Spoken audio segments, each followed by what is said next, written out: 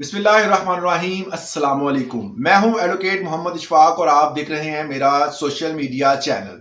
कल के दिन एक बड़ा इंटरेस्टिंग वाकया हुआ। उसमें ये एक अवाने बाला जिसे सेनेट कहते हैं, सेनेट में एक ऐसा बिल मंजूर कर लिया गया जो कि काफी हैरान कुन था, क्योंकि सुप्रीम कोर्ट ने हाल ही में एक जो अदालती सिस्टम है, जो फौजी अदालतें हैं, उसको ख़त्म करने के हवाले से कि ये जो अदालतें नहीं होनी चाहिए, इनका जो सिविलियन का ट्रायल है वो नहीं होना चाहिए, उस हवाले से एक बाकायदा फैसला दिया था। उस फैसले के खिलाफ सेनेट में दोबारा फिर जो है वो करारदाद मंजूर की गई है। इस बिल को दोबारा पेश किया गया। उस बिल का अहवाल क्या था, बड़ा इंटरेस्टिंग मामला हुआ।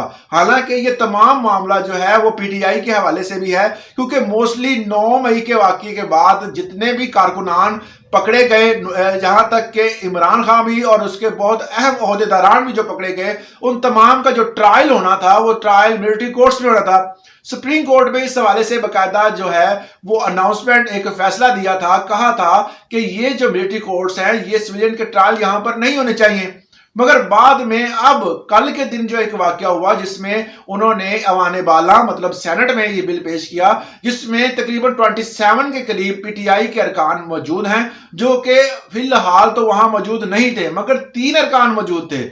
और मगर वो 3 अरकान के होते हुए भी बिल मंजूर हुआ और बिल पर रद्द अमल भी जाहिर किया गया। मगर वो 3 अरकान बिल्कुल नहीं बोले, उन्होंने बिल्कुल चुप साधी हुई थी, क्योंकि हालांकि पीटीआई के जितने भी कारकुन हैं वो गिरफ्तार हुए थे और उन पर मिलिट्री ट्रायल्स के हवाले से बातचीत हो रही थी। इवन के इमरान खान पर भी ये मिलिट्री ट्रायल के हवाले से बात हो रही थी।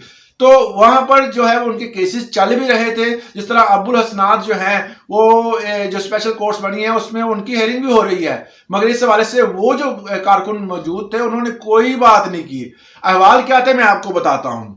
सुप्रीम कोर्ट मिलिट्री ट्रायल फैसले के खिलाफ करारदाद ऐवान बाला में कसरत राय से मंजूर हो गई।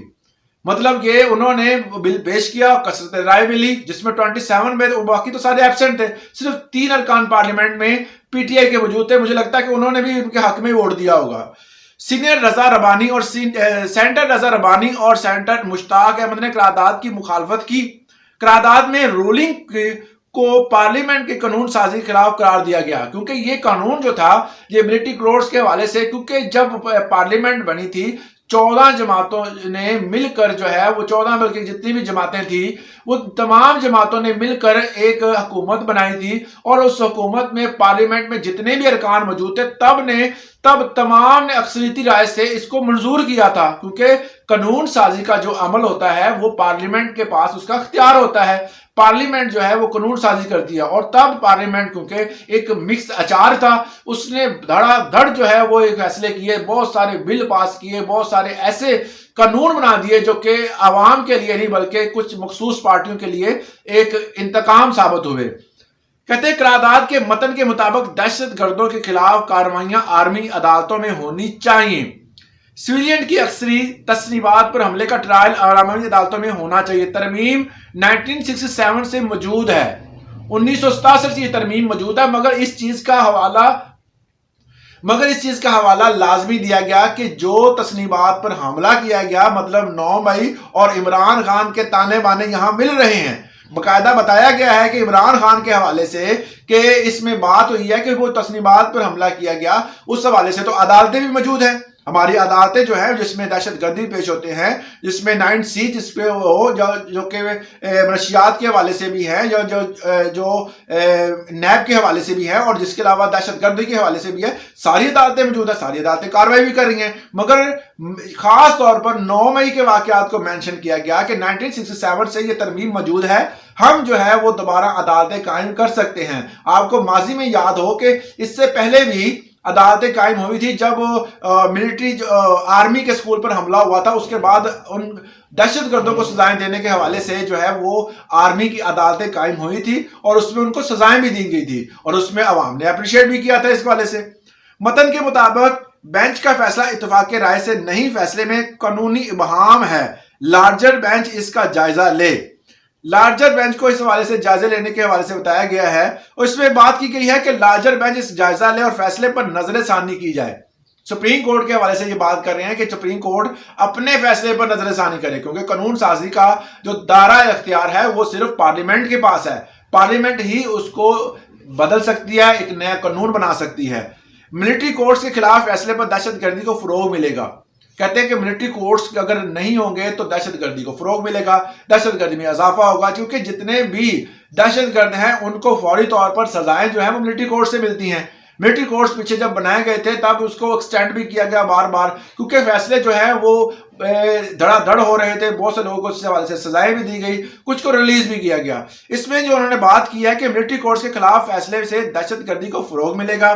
قرارداد کے مطابق 9 مئی میں واقع ملوث افراد کو ملٹری کورٹس میں ٹرائل کیا جائے۔ 9 مئی گھما پھرا کے پھر 9 مئی پہ بات آ جاتی ہے کہ 9 مئی میں ملوث جتنے بھی افراد ہیں، ایون کہ اس میں شامل جو ہیں وہ شاہ محمود قریشی، اس میں جتنے بھی ادر جو پارلیمنٹیرین بھی تھے اور سینیٹر بھی تھے، جس میں سب سے اہم بات جو فواد چودھری کے حوالے سے بھی ہے، فواد چودھری جو ہے وہ سینیٹر بھی ہیں نا، تو ان کا بھی گرفتاری کے حوالے سے تو گرفتار ہیں۔ وہ کہتے ہیں کہ جتنے بھی گرفتار 9 مئی میں ہوئے ہیں تمام کا ٹرائل جو ہے وہ چلنا چاہیے ملٹری کورٹس میں، تاکہ ان کو سزائیں ہوں۔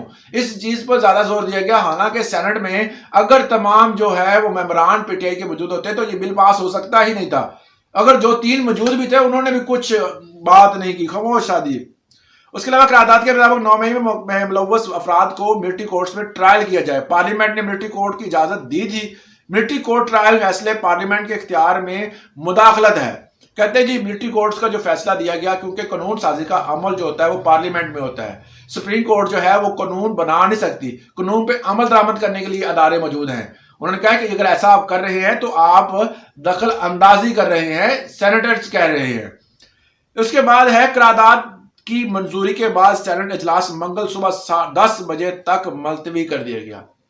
یہ اجلاس ملتوی کر دیا گیا، باقاعدہ طور پر اس پہ یہ بل منظور کر لیا گیا۔ سپریم کورٹ کے جو انہوں نے کہا ہے کہ جو آپ نے اس حوالے سے تردید کی ہے، اس حوالے سے آپ چاہتے ہیں کہ یہ بل نہیں جو ہے کورٹس نہیں ہونے چاہیے، اس پر آپ نظر ثانی کریں۔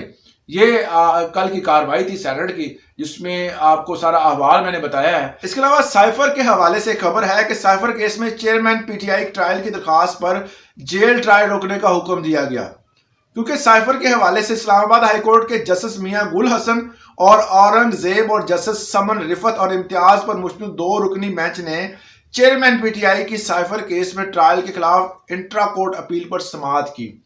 اس اپیل میں یہ کہا گیا تھا کہ جیل میں ٹرائل نہیں ہونا چاہیے، ٹرائل جو ہے وہ سب کے سامنے ہونا چاہیے، پتہ چلنا چاہیے کہ کون جو ہے وہ وکیل کیا بحث کر رہے ہیں، کیا بات ہو رہی ہے۔ ہونا تو یہی چاہیے تھا جس طرح باقی لارجر بینچ بیٹھتا تھا کیمروں کے سامنے اور اس کو نشر کیا جاتا تھا، اسی طرح ہونا چاہیے۔ مگر یہ ہے کہ دوران سماعت چیئرمین پی ٹی آئی کی تحریک انصاف کی طرف سے وکیل سلمان اکبر راجہ اور حکومت کی طرف سے اٹارنی جنرل دلائل دیے۔ اٹارنی جنرل حکومت کی طرف سے پیش ہوا سلمان راجہ تھے، وہ پی ٹی آئی کی طرف سے پیش ہوئے، بہت اچھے اور بہترین وکیل ہیں، پاکستان کے بانے دانے وکیلوں میں ان کا نام شمار کیا جاتا ہے۔ یہ وکیل ان کی طرف سے پیش ہوئے اور انہوں نے جو ہے وہ دلائل دیے۔ دلائل کے بعد جو ہے سماعت کے دوران جسٹس میاں گل حسن نے اٹارنی جنرل سے استفسار کیا کہ کیا ہم جاننا چاہتے ہیں کہ ایسے کیا غیر معمولی حالات تھے کہ یہ ٹرائل اس طرح چلایا گیا، جیل میں ٹرائل چلانا گیا۔ آپ نے ہمیں بتایا کہ دراصل ہوا کیا تھا۔ وہ کہتے ہیں کہ کون سے ایسے غیر معمولی حالات تھے، کیا تھریٹ تھا، کیا وجہ تھی کہ آپ سارا ٹرائل جیل میں چلا رہے ہیں، اس کی وجہ کیا تھا؟ سنیں جی ان کی زبانی۔ اٹارنی جنرل نے کہا کہ میں تمام متعلقہ اداروں سے ریکارڈ لے کر عدالت کے سامنے رکھ دوں گا، جس پر میاں گل حسن نے کہا کہ کیا بادی النظر میں تینوں نوٹیفیکیشن ہائی کورٹ کے متعلقہ رولز کے مطابق نہیں ہیں؟ انہوں نے کہا کہ جو نوٹیفیکیشن جاری ہوئے کیا وہ قانون کے مطابق نہیں تھے؟ عدالت نے اٹارنی جنرل سے استفسار کیا کہ کیا کب کن حالات میں کسی بنیاد پر یہ فیصلہ ہوا کہ جیل ٹرائل ہوگا؟ بہت سے سوالات ہیں جن کے جوابات آنا ضروری ہیں۔ جیل ٹرائل ہونے کی باقاعدہ وجہ بھی ہونی چاہیے، اگر وجہ نہیں ہے تو جیل ٹرائل نہیں بنتا۔ اس حوالے سے ان کی درخواست کو ایکسیپٹ کیا گیا پی ٹی آئی کی طرف سے۔ عدالت نے جیل ٹرائل کے وجوہات پر مبنی تمام ریکارڈ بھی طلب کر لیا، جبکہ حکم امتناع دینے کی اٹارنی جنرل کی استدعا بھی مسترد کر دی گئی، مطلب وہ سٹے لینا چاہ رہے تھے، اس پہ وہ نہیں ملا ان کو۔